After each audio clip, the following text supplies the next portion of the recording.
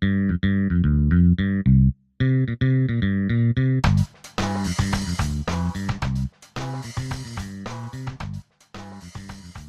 everybody, and welcome back to another episode of the Backwater Entrepreneur podcast and show that guides your business from the backwaters to the global marketplace. My name is Jack, and I'm your host, and this is another special episode where I have a guest on the show. So you already know that in the podcast, we have short form episodes and long form episodes. In specials, we have guests, and in today's guest, with today's guest, I'm going to talk about marketing, social marketing, and some tips and tricks on what backwater entrepreneurs should do when they do social marketing. So my guest today is Zac Jarvis from Magnate, a UK company that does and specializes in social media marketing. Zac, welcome to the show. Thank you very much. So first of all, Zac, we're very glad to have you here in Serbia.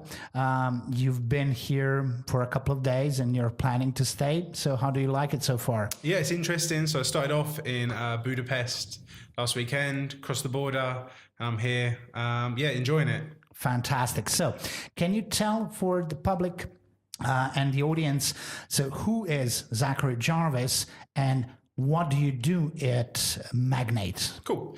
Yeah, so I was going to introduce by saying my name is, but you've done that bit for me. So I'm 25, and as you said, I run a social marketing agency called Magnate. I started back when I was 17 as a web design business, just to make a bit of extra money. The websites were pretty shit, but it did the job.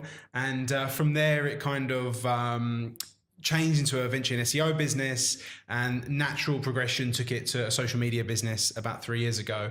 And at Magnate, what we do, we focus on helping our clients get more leads, more sales, more revenue via social media.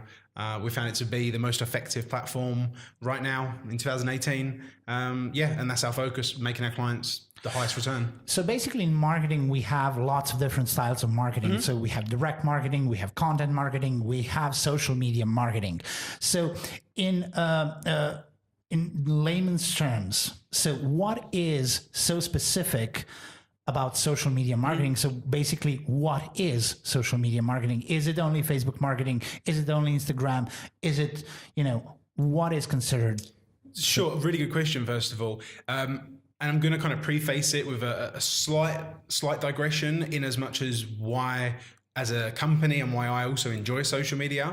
And the main reason is really there's three pillars to it. One, it lets you have a creative element. You get to make videos, graphics, creative copy, landing pages, all that kind of stuff. You've got the data, the science part. So you've got real hard numbers and fact and science.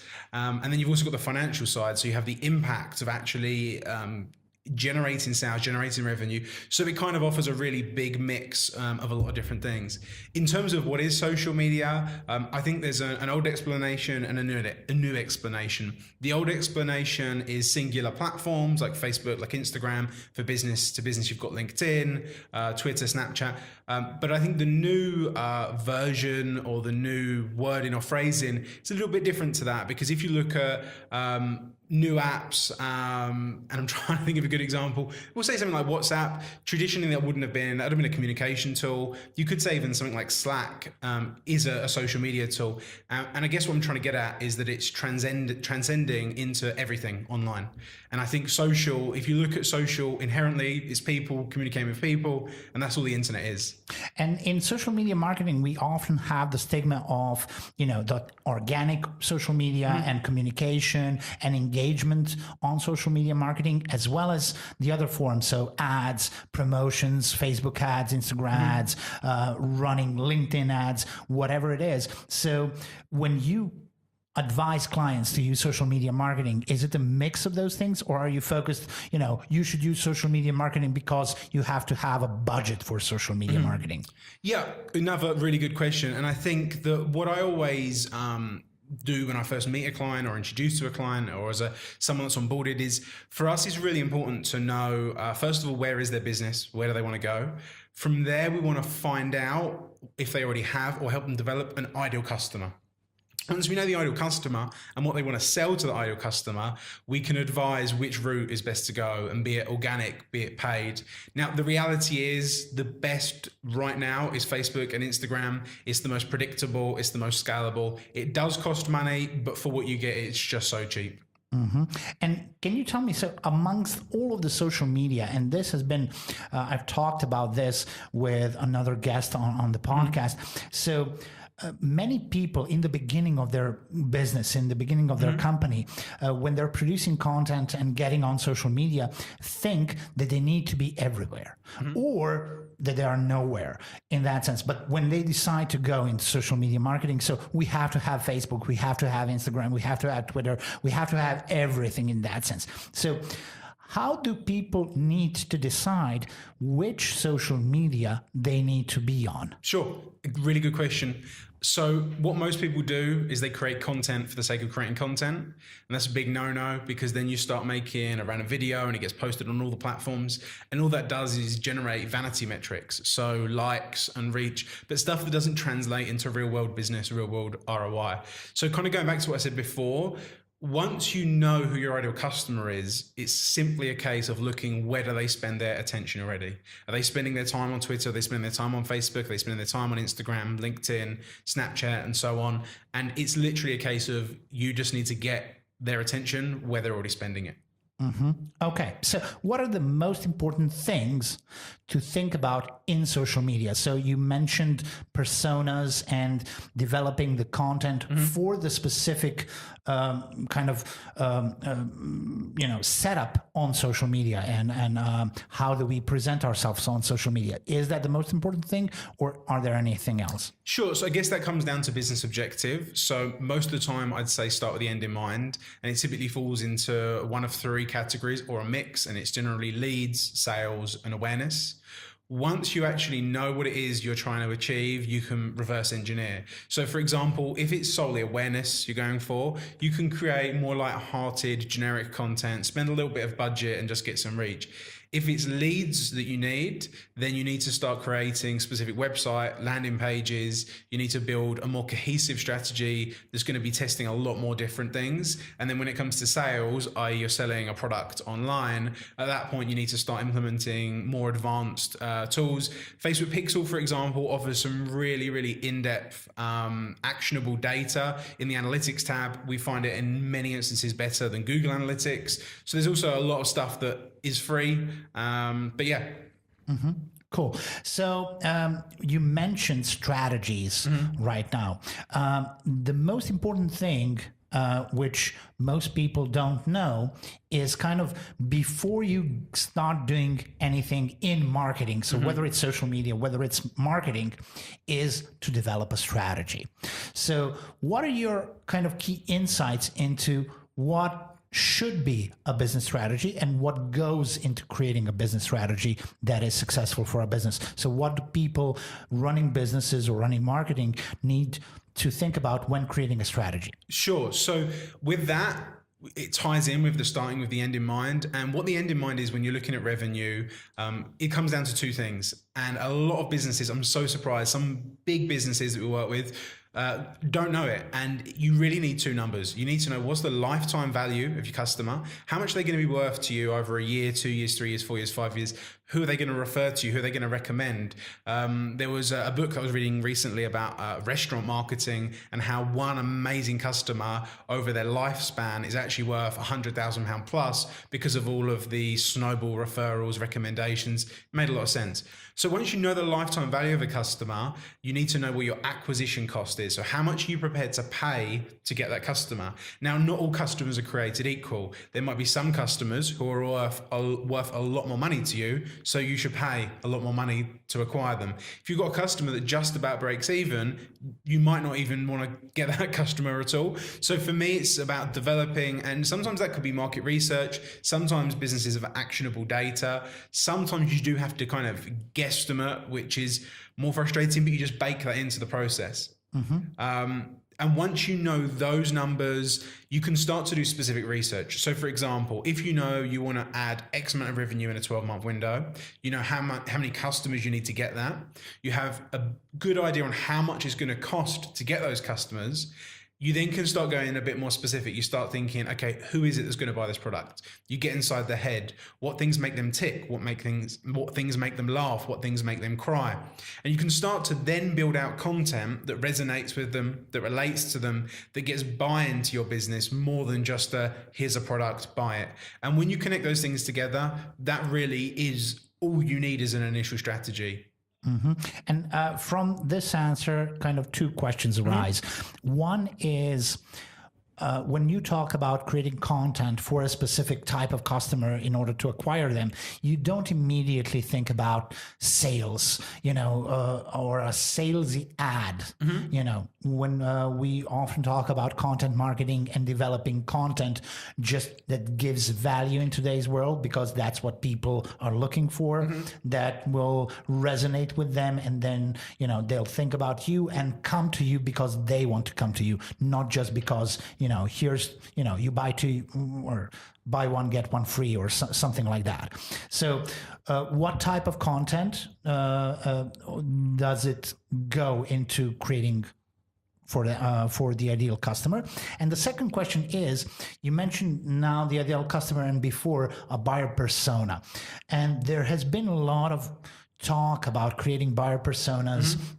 And, you need to think about the ideal customer. You need to give him a name, set him an age, where he works, what he lives, what kind of family does he have, what is his revenue, and so on. So do you still think that buyer personas in that sense make sense for all businesses, or it should be a little bit wider and more generic in the sense that, of course, you're not targeting everybody in just one town or something like that. But, where is the today difference and the ideal detail of the buyer persona? Sure. So I'll answer the content question first. And one of the things we've found the most is that you need an offer. And when I say an offer, I don't necessarily mean a price-driven offer. So most people hear that and they're like, well, I don't want to discount my product, or I don't want to give something for free. And that's not necessarily what we mean. Because when you really know your ideal customer and you're marketing to your ideal customer, it might be that they're currently frustrated with how long it takes to get your competitor's product in the post. So your offer can be an upgrade to free next day delivery, and that might be something you already offer. So it's not a case of necessarily giving a discount, but an offer. You need a hook. If you think about advertising online, well, any advertising, you're actually disrupting someone's day. You're actually selfishly saying, I'm going to take some time away from while you're on Facebook or while you're on Instagram. So you need to give them something that they actually want in return. Now, if you look at why people go online, people only go online for two reasons. One is to be entertained, and the second is to solve a problem. If your content does neither, you're going to fail. Your content's not going to work. Now, in terms of, is it a guide? Is it something funny? Is it a video? That really is strategy. And for that, I'd say you just want to test different things, see what works, see what doesn't. In terms of your persona question, I actually think they're more crucial now than ever. And I think any business that doesn't have a persona or a series of personas or custom avatars is lazy, is my honest answer. Now, for anyone who doesn't know what a persona is, just to double down, it's effectively an imaginary customer, their attributes. I know you know this, but just if yeah, of course. And what we typically find for clients is that it's quite an interesting journey of discovery for them too, because when we go through actually saying who is your ideal customer, they typically discover those really lucrative customers they've not been tapping into. And in some instances, they've actually been spending loads of resource and budget targeting super low value customers that are actually just giving them revenue churn and no real margin. So I think persona is definitely super important. The scale to which you go in terms of detail, and it could be that you do name, age, job, location, and a little bit of a bio. Sure, you might start with that. Or if you've got a specific product and you're doing a specific campaign for a specific product, there might be 3 or 4 super important customers. And for those, I would deep dive, because all it does is improve your content. The more specific you go, the more understanding you have about their pain points, etc. Fantastic. So it's a very refreshing point. So I recently talked to Roger from the UK also, who's a marketing specialist, and we talked about, going into that buyer personas are not anymore that detailed, or you shouldn't go that detailed into buyer personas. But there are kind of opposing opinions. My business, for example, it's always been a question. So animation explainer videos is a niche that services all other niches, and creating a buyer persona is hectic, in that sense. But on the other hand, targeting everybody in a certain region, or everybody just from the ages of 17 to 60, is not an option. So you need to deep dive a little bit. I'm going to double down on that point. Yeah. Actually, if you're targeting everybody, you're targeting nobody. Yeah. Because if you've got a product that's focused towards a 25-year-old female, and in your demographic of targeting, or your content is made generic, and you've got a 50-year-old, retired guy with 3 kids, it's not going to make sense. Oh, it's fantastic when people retire in 50. Yeah, I was thinking of a pretty successful guy here. So cool. So I would like to retire at 50. So okay, cool. So we talked about social media and social media marketing, and what are the metrics that we need to follow, or when we outsource the job to a media marketing agencies, what are the metrics that we are expecting them to kind of target? Sure. So I'm going to start at the end and then come to the front, and I'll give you some kind of benchmarks that we typically advise as a real minimum as well. So the last metric, and the most important, is acquisition cost. How much does it cost to get the new customer, to get the lead, or even if it is awareness, how much it costs to get, because most people that want awareness, they want to reach a certain size of audience or a certain amount of people. So you start with that. Then before that is typically your conversion rate. So what are you converting from the prior action to the cost that actually generates you the lead or the sale? So that's typically going to be like a landing page.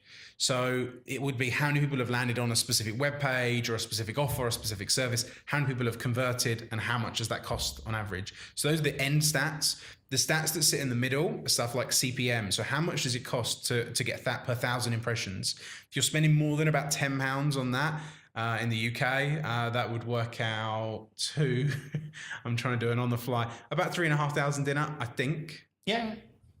Yeah, no, it's not £10. that. It's about 1,300. Dinars, sorry. Like it's an international audience, so let's stick to pounds. Sure, I need to get Forex, start working them all out. But sure, so about £10 on CPM. Then you've got click-through rate. So of the people that are seeing it, how many people are clicking? Now, if you're not getting a 1% minimum of a CTR, that means that people aren't interested in your offer, or your position, or exactly what you're saying. There are certain instances where you can break that rule, but if you're getting started, a 1% CTR stands for click-through rate, for anyone that doesn't know. CTR, CPM, and they're really the main statistics. Before that, the only real difference is that you want to be testing different audiences, different ads, different campaigns, because you can then test them benchmarks. That's fantastic. When I talk to clients and companies who are not doing marketing, or who have been doing marketing 2 years ago and still stick to the old ways, I constantly hear metrics. How many likes do you have? How many people engaged with a post? The vanity, metrics. So, but these are the kind of really metrics that we need to address when we are looking for ROI. Or return on investment. And obviously on top of those percentages and costs, you're going to actually have how many people saw this, how many people clicked on it, how many people went onto the landing page or the website or whatever it is, the asset, and then how many people actually converted to your action.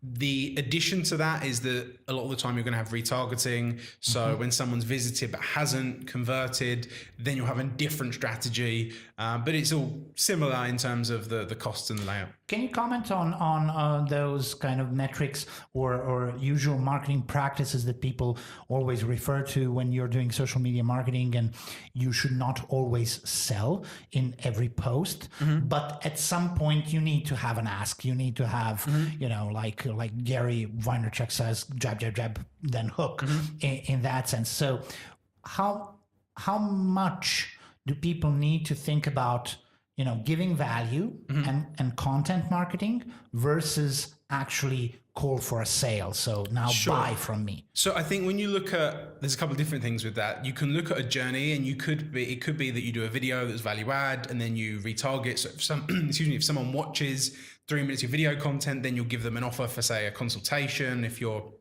an accountant, for example. But the other way you can do it, you can look at placements. And what we would typically advise is your Facebook feed or your Instagram feed, for example, you keep really organic, really value add, real branded content.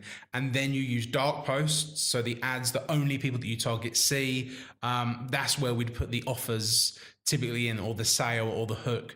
Now, depending on the product, there are certain instances where you can do something called CTS, cold to sold. And that is basically on the first hit, you're selling them something.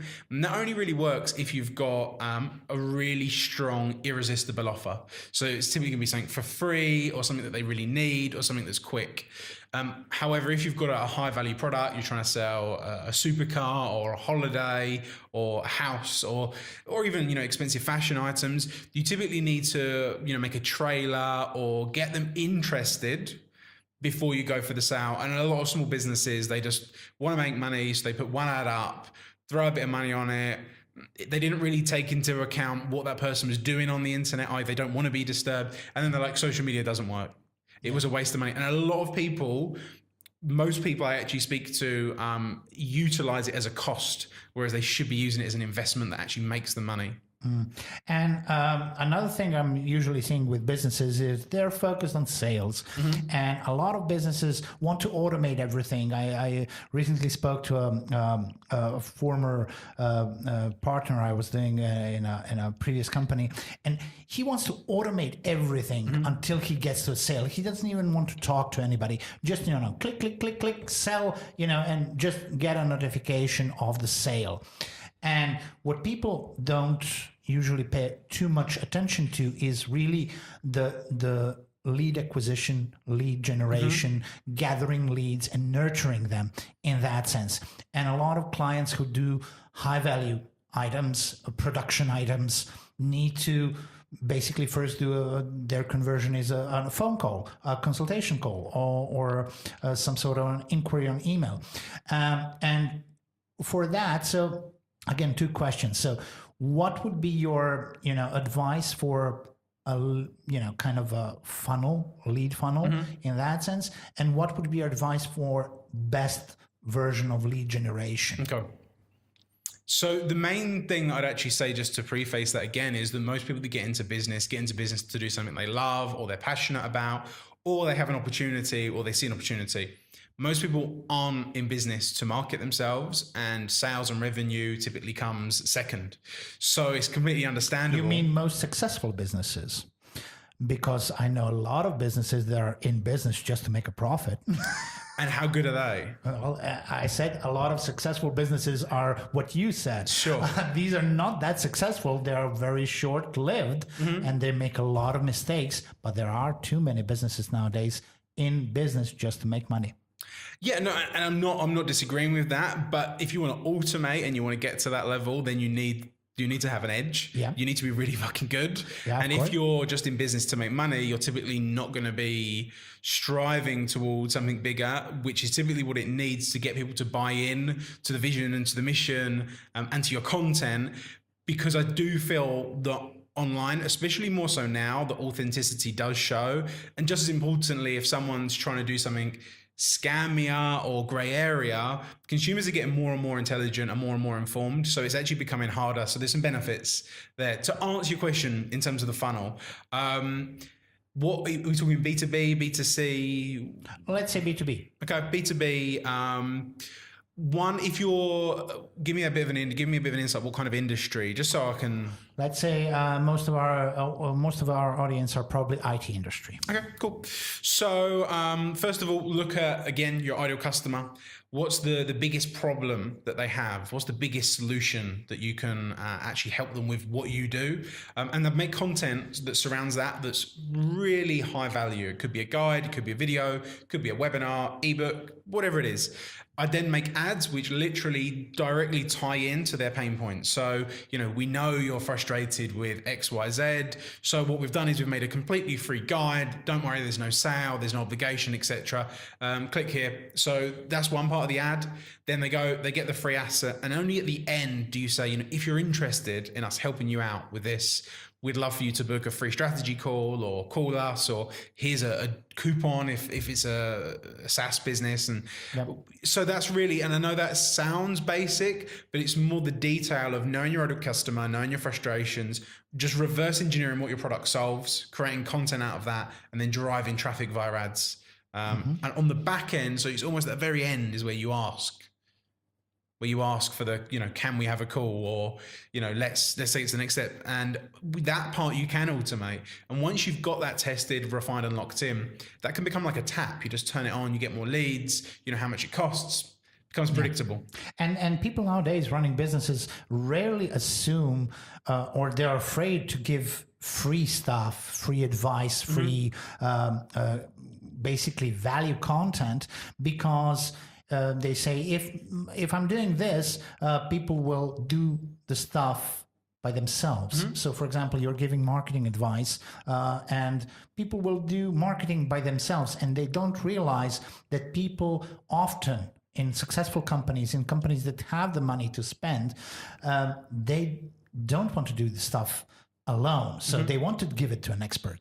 So what was your experience in basically that kind of the limit between giving free advice and giving value content to actually the same people getting to contact you? Sure. So I think there's a few different points to that. So first of all, I'll give an example actually of recently, about a month or two ago. I was introduced to a potential client by an existing client, and cutting it right down, they're basically spending about 50K a month on Facebook ad spend. They're getting acceptable ROI, but when we kind of dived into it, the strategy was so bad, like the worst I've ever seen. They weren't testing, things weren't set up properly, nothing was being tracked. It was a mess. They also had a crazy amount of admin going on in-house. They had more staff than they needed just because to manage this big mess. Because they were making money, they didn't care. The reality was they were wasting about, I'd say at least, and I was probably more conservative at the time, they were wasting at least 50% of the spend. Yeah. So we're talking like 300K a year. They've been doing that for a few years. And I gave them probably a couple of hours of free advice, which I don't normally do as such, but I'd been introduced by a client. It was quite an interesting campaign for me. So I gave them that. Gave them, if you like, the pitch, and they weren't interested. Or they were initially, but they didn't want to invest the money. They just wanted to take it and do it in-house. My understanding is they went on to implement themselves. I'm not even annoyed. Like, I'm like, cool. Like, the reality is, we'll see what happens. If they get their own results, amazing. I spent like 2-3 hours with them. They've seen enough value. For personal ego, that's enough. Yeah. However, the reality is, could I have helped them get more results? Sure. I demonstrated it. In the meeting, I saved them about £1,000, £2,000, like live in the meeting. And their logic was, if we're not spending the money there, we need to spend it elsewhere. But this was spending money for zero purpose. It was literally like getting the money and quite literally flushing it down the toilet. I know people use that analogy, but literally there was going to be no extra benefit to them.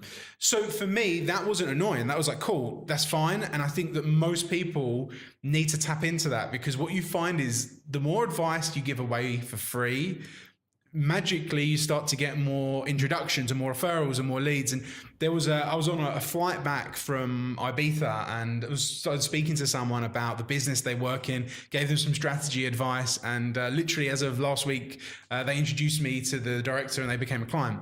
So there's direct correlation between the advice. However, in certain marketing campaigns, you need to stay clear of something called teaching mode. And teaching mode is where you start to describe exactly what to do on an ABC level, because what that does, it typically confuses your proposition. So people start to see you as more of a coach than an expert. Yeah. And that's a problem that I used to fall into a lot. I'm not saying I don't anymore, but it's kind of choosing the battles. If it's a client that cares about speed, efficiency, they like working with experts and they're prepared to invest money, just keep it top level. Tell them what you can do and how, but not what to do. There are instances where you should tell people what to do, give them the good stuff, let them get results, and let them come back to you. Yep. I think most people have got this real obsession about, I don't want to give anything away for free, but the reality is you're not. You're just giving someone something and you're going to get 10x back in return. Fantastic advice.